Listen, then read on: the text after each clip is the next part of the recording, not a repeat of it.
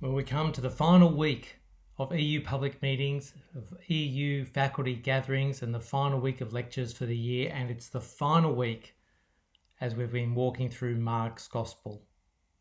I hope this year, as we've been looking at Mark's Gospel, it has enlarged your picture of Jesus, of who he is, who he claimed to be, and what he did.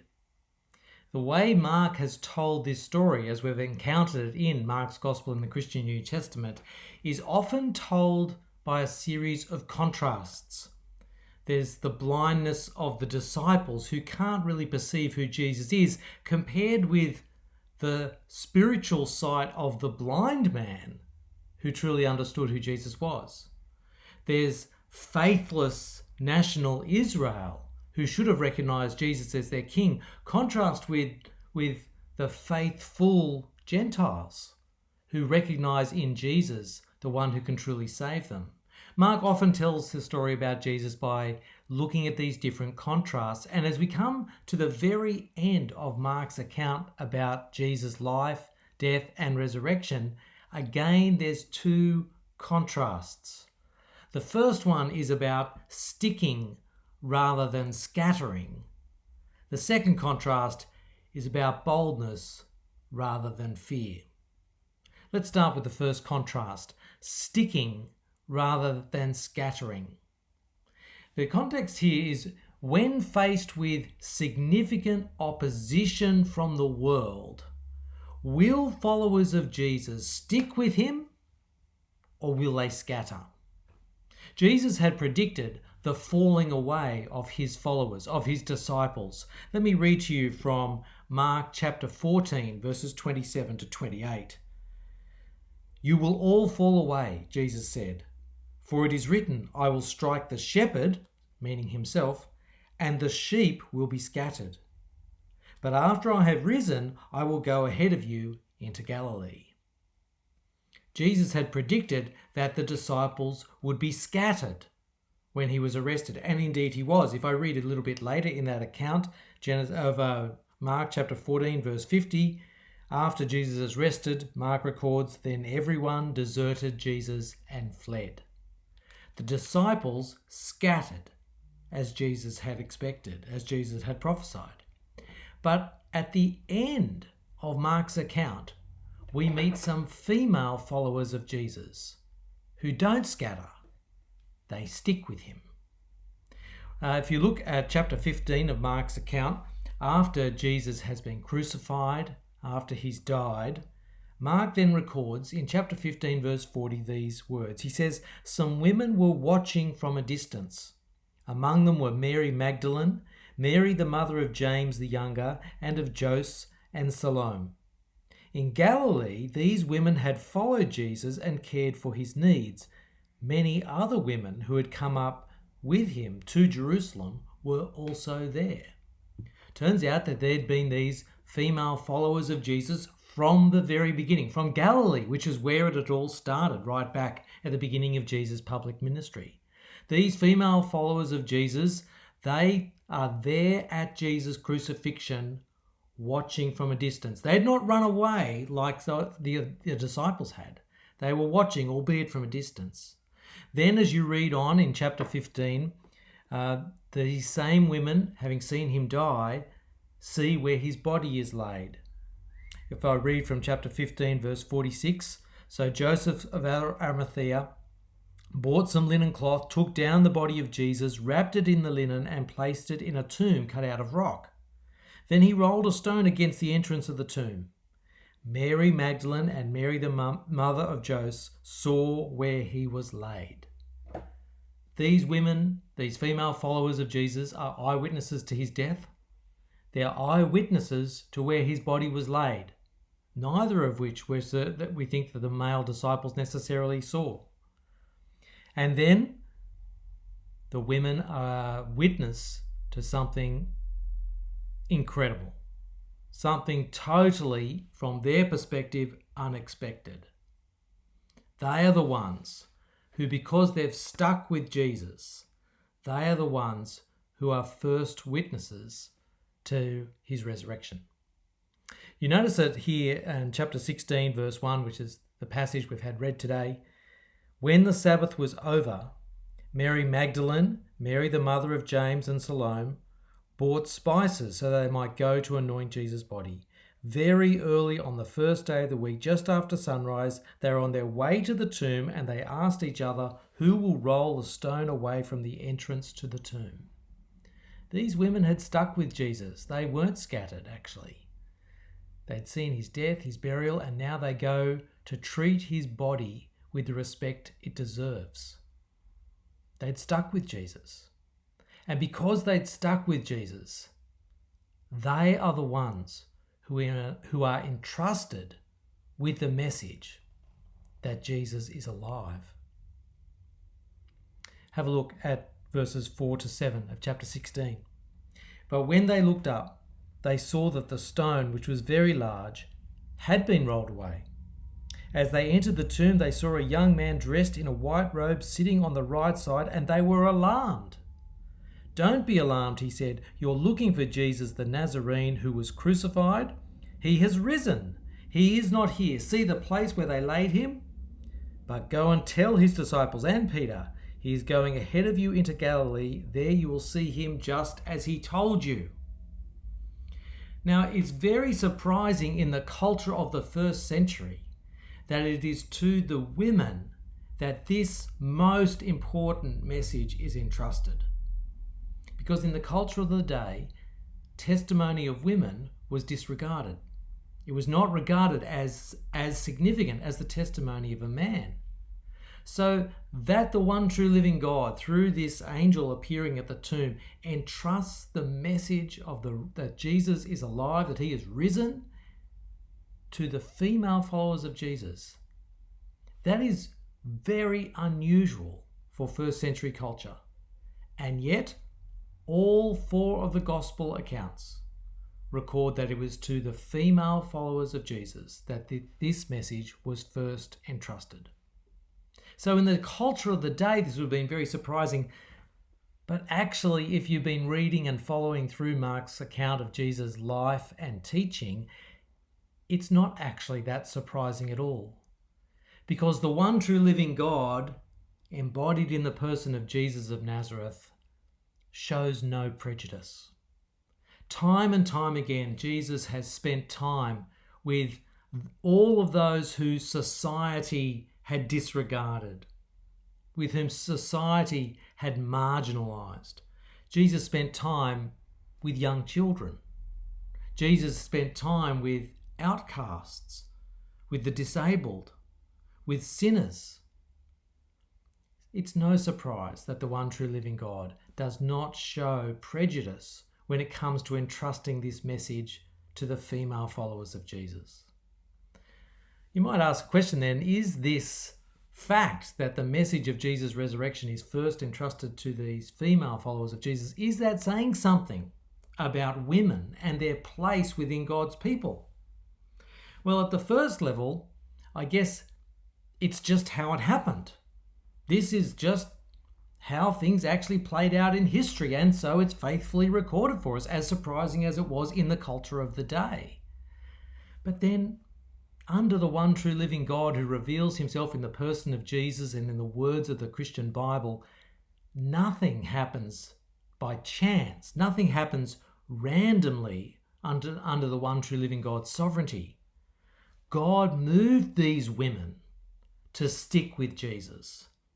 And then he used these women to announce the defeat of death to all the world.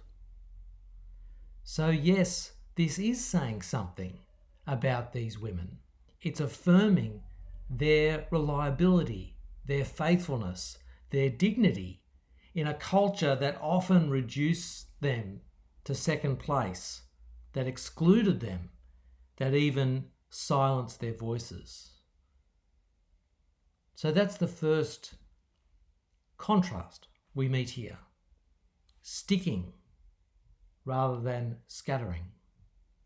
And there's a great example there for us to follow.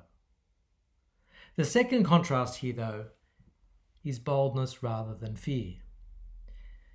Have a look with me at how Mark finishes his whole account, verse 8 of chapter 16.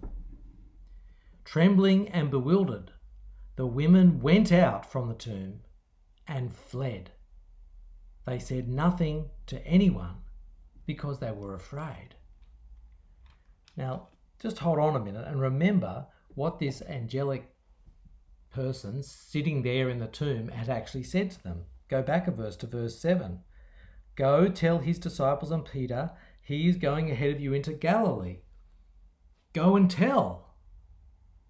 But they flee in silence. Why? Because they are afraid. That's what Mark tells us. Because they were afraid. And that's the end of the whole gospel account as Mark records it. These women fleeing in silence when the explicit command of God had been to go and tell. It's such an unusual ending. You get to the end. In fact, many scholars have read this and thought that can't be the ending of the whole story that Mark wants to tell us about Jesus. Surely there was a lost part of the scroll. Maybe the last part of the scroll got damaged and we're just missing the last page, so to speak. Surely there must be something more. That's a serious option that many scholars embrace. We've lost the final ending, Mark's original ending. Other people, well, we know, have sort of, to try to correct that error, have created their own endings. And if you look in your Bible, you might see that there's sometimes a shorter ending that's been added or a longer ending that's been added. But the original, the oldest and most reliable manuscripts that we have don't have those endings.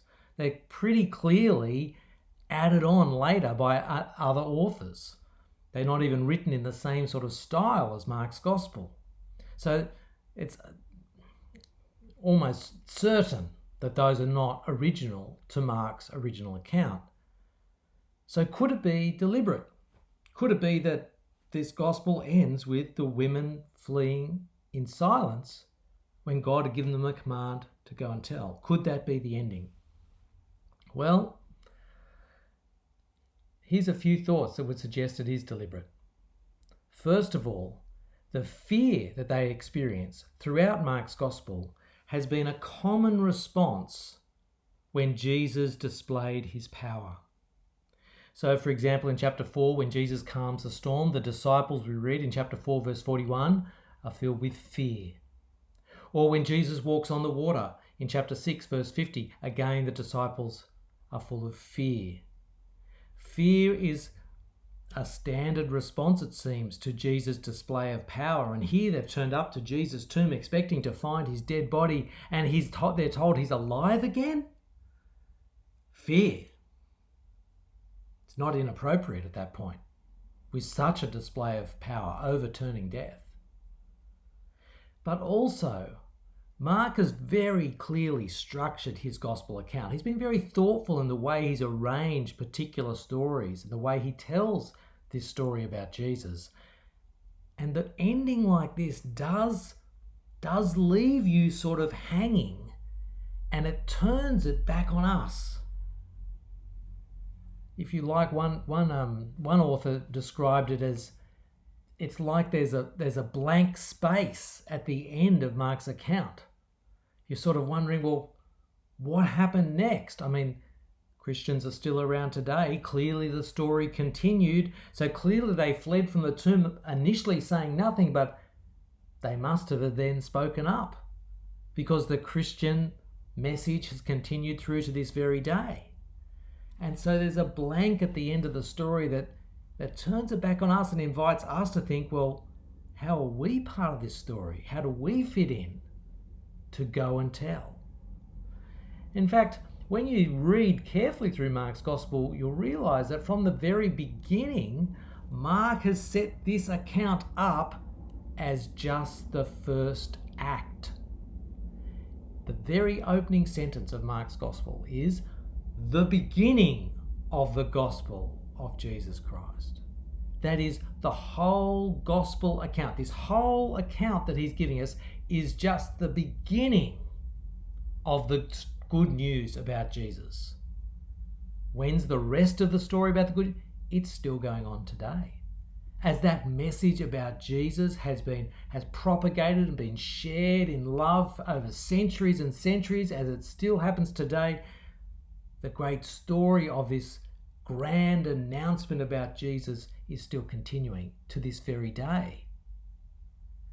And finally, one of the reasons I think that this is a deliberate ending of Mark, leaving it sort of hanging like this, is because when you read through all the things that Jesus has said up to this point, you realize if he is now alive again, then it's the beginning of a whole new stage. The King, the Christ, the Messiah, whom Jesus was, has now finally entered into his kingdom and begun to reign, to rule. All throughout we read people were looking for the kingdom of God. Jesus came proclaiming the message about the coming kingdom of God.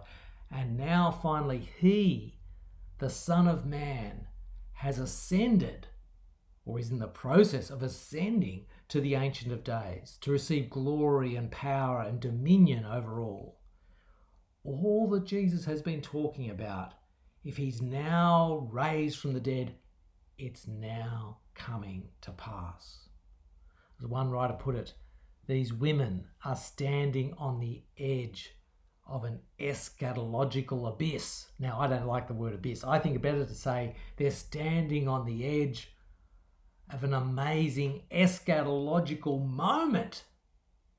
Jesus is alive. He lives and he is Lord. He's entered into his kingdom and now he reigns. He rules. Yes, they were fearful because it was such a great moment of power, of expectation that it's all happened now. So, how do they respond in this situation? How should they have responded in this situation? Well, the final thing I just want to point out to you from this text here is I said Mark arranges stories very carefully. And I think there's a bit of a hint here in the middle of this story about the women that shows us the response that they should have had. Instead of fear, they should have been bold.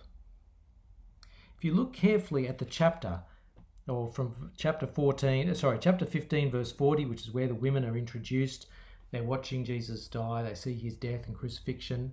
Then there's a little bit in the middle. It's what scholars like to call a Mark sandwich. There's a bit about the women, then there's a bit about Joseph of Arimathea, who goes to collect Jesus' body for burial, and then it's back to the women on the day of the resurrection. When you look at the little bit in the middle of that sandwich about Joseph of Arimathea, there's a very interesting phrase used. Let me read to you from verse 42 of chapter 15. It was preparation day, that is the day before the Sabbath. So as evening approached, Joseph of Arimathea, a prominent member of the council, who was himself waiting for the kingdom of God, went boldly to Pilate and asked for Jesus' body. The fact that Joseph of Arimathea is described to us as somebody who is waiting for the kingdom of God makes us realize Joseph is on our side. Even though he was a member of the council that condemned Jesus to death, other gospel writers make it clear that actually Joseph didn't agree with their decision. Joseph is a good guy. He's looking for the kingdom of God. And what does he do as he looks for the kingdom of God? He acts with great boldness, even in the face of the threats from Rome and the other Jewish authorities. He goes boldly to Pilate to ask for Jesus' body. See, instead of being fearful, he was bold. And that's just sort of wedged here in the middle of this story, this sandwich about the women. And I think it gives us a little hint of how the women should have responded at that final moment. Instead of fleeing in silence, they needed to be bold. They needed to be bold when faced with the reality of the kingdom of God. This is how, this whole gospel story, this is how the good news of Jesus began. It was the first act. Now, on the other side of Jesus' resurrection, 2,000 years later, Jesus the King still lives. He lives and he is Lord. He reigns, he rules. And we have this great gospel announcement that he lives, that he is Lord. What are we going to do with this gospel announcement? What are we going to do as God's people together, as the evangelical union who is committed to sharing the good news of Jesus and seeing students at Sydney University come to saving faith in him? What are we going to do with this message? What are we going to do with this message individually? Will fear silence us as it did those women on that day when they left that tomb?